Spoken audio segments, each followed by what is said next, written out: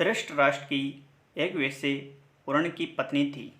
उसी की गर्भ से युष्टुषु का जन्म हुआ था। युष्टुषु का स्वभाव गांधारी के सभी पुत्रों से बिल्कुल अलग था। वह आपसी कला और विधि का विरोध था और सदा धर्म और न्याय की बातें करता था।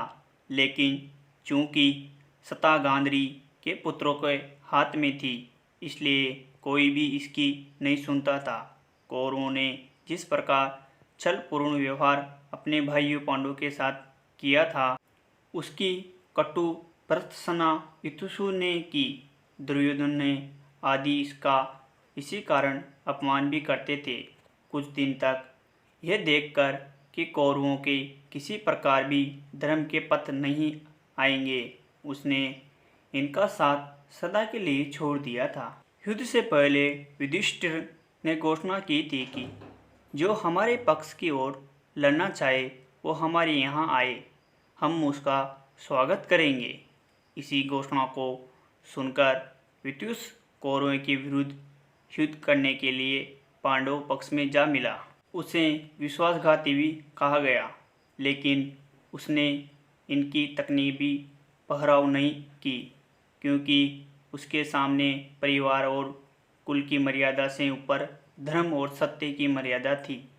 उसी प्रेरणा से उसने कुल और परिवार के उन बंधनों को काट दिया था जिन्हें भीष्म जैसे योगी और द्रोणाचार्य जैसे पंडित भी नहीं खटा पाए थे।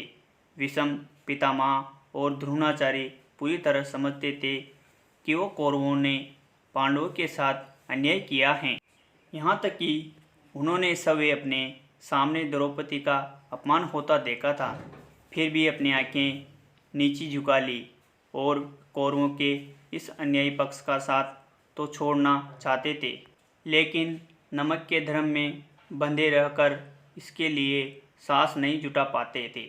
बार बार भीष्म ने दुर्योधन को बुरा कहा, लेकिन अंत में युद्ध उसकी सेनापति बनकर किया। द्रोणा ने भी ऐसा ही किया। द्रोणा ने तो उस वीर बालक अभिमन्यु के अन्यायपूर्ण वध में भी सहयोग दिया था।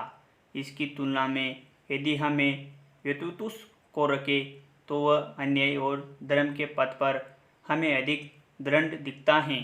उसने इन झूठी मर्यादाओं की चिंता न करके न्याय और भावनाओं से अपने जीवन का तादात्म्य स्थापित कर लिया।